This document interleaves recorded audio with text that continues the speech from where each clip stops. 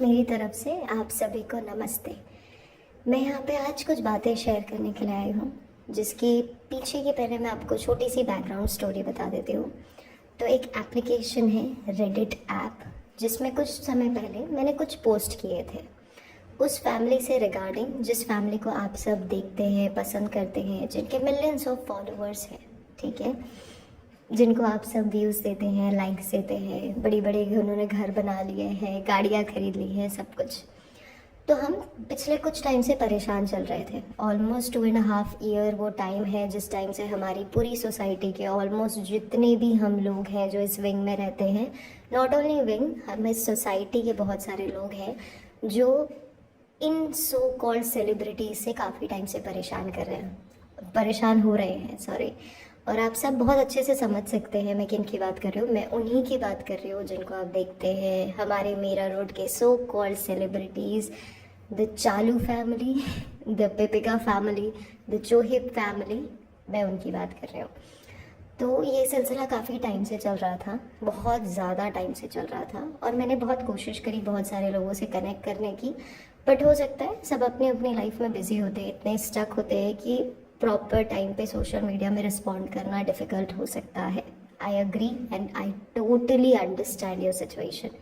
But इसके बाद मुझे किसी ने बताया कि रेडिट एक एप्लीकेशन है, इस पे जाओ और इसमें बात करो, क्योंकि इसमें मास मीडिया देखती है। एटलीस्ट अगर कोई 4-5 लोग भी आके इनके लिए कंप्लेन करेंगे तो हमको शायद उससे कुछ फ़ायदा मिल जाए, कुछ चीज़ों में तो बदलाव आ जाए। तो हमने अपनी तरफ से इनिशिएट किया, मैंने और मेरे कुछ और फ्रेंड्स ने रेडिट पे जाके बातें करनी शुरू करी, बट कोई रिस्पॉन्स नहीं था, कोई रेजोल्यूशन अब तक नहीं आया।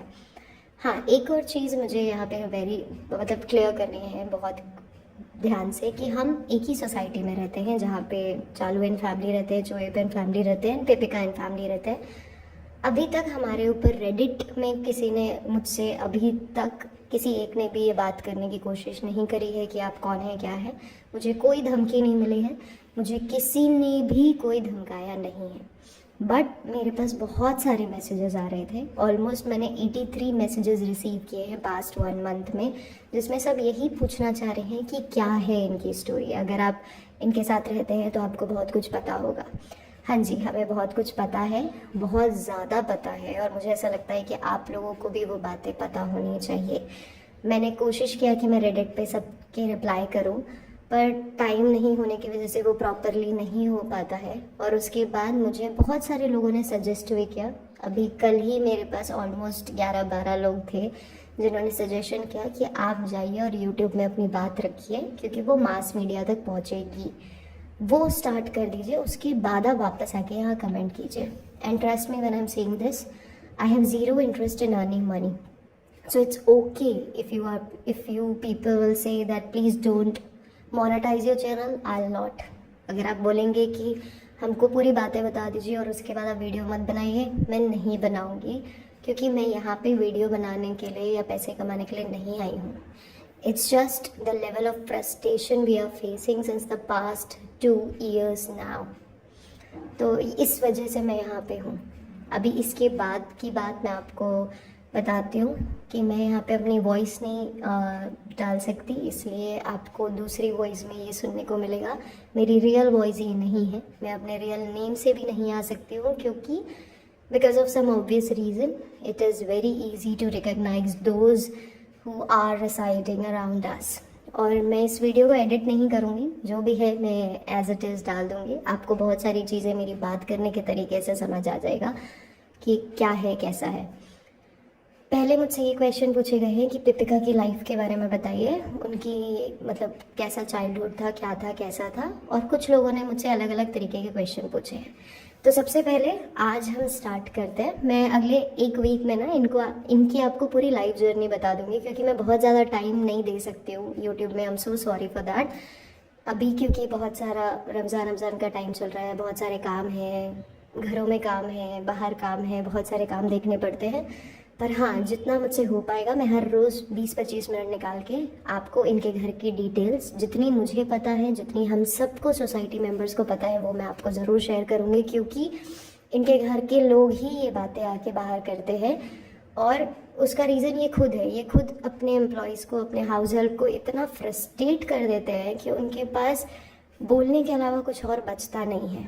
ठीक है, जो अभी पेपिका के पापा की सिचुएशन है, उनकी मम्मी की सिचुएशन है, परम काका की सिचुएशन है, पिंकू भैया की सिचुएशन है, ये सारे सेम सिचुएशन में डील कर रहे हैं। इनको ना तो खाने का टाइम है, ना पीने का टाइम है। इनकी जो साइकिल है ना, स्लीप साइकिल बनना चाहिए, स्केड्यूल होना चाहिए पूरे दिन का, वो पूरा इम्बैलेंस है, पूरा बिगड़ा हुआ है। और रीज़न ये है, जिसके बाद इनको बाहर आके बातें करनी पड़ती है। चलें, बहुत हो गई मेरी अपनी पर्सनल बातें। अब हम स्टार्ट करते हैं कि ये लोग मीरा रोड में, इस सोसाइटी में आए कैसे।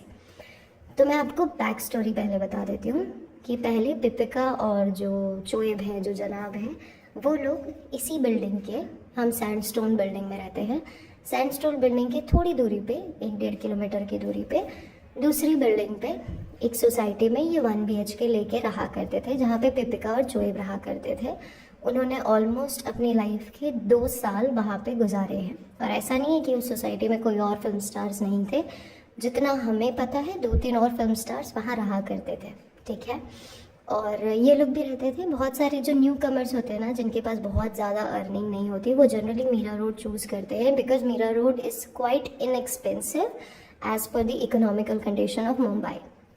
तो लोग यहाँ पे आके रहना चूज़ करते हैं। अब वहाँ पे उन्होंने टाइम स्पेंड किया। इसके बाद बीच में इनके जो पापा हैं ना, जो जनाब के पापा हैं, उनकी तबीयत ख़राब हुई। जब उनकी तबीयत ख़राब हुई तो चोएब कुछ टाइम के लिए भोपाल गए। ठीक है, वो वहाँ पे ऑलमोस्ट 15 to 20 डेज़ रहे। तबीयत में सुधार नहीं आ रहा था। इस बीच में पिपिका मैडम ट्रांजैक्शंस कर रही थी। वो परम काका के थ्रू हमेशा उनको पैसे भिजवाती रहती थी। हर मंथ में हर वीक में कुछ कुछ पैसे जो भी उनके पास होते थे, वो परम काका के थ्रू एज़ पर DD और ट्रांजैक्शन NEFT RTGS के थ्रू वो पैसे भिजवाती रहती थी। अभी परम काका जो थे वो पैसे भेज देते थे और चोएब उन पैसों को विड्रॉ करके अपने पापा की तबीयत में यूज़ करते थे। बट 15-20 दिन बहुत होते हैं, तो पिपिका और चोएब एक दूसरे से दूर नहीं रह पा रहे थे। ये 15-20 दिन के बाद और 2-4 दिन लगे, पर तबीयत में सुधार बहुत ज़्यादा नहीं आ रहा था।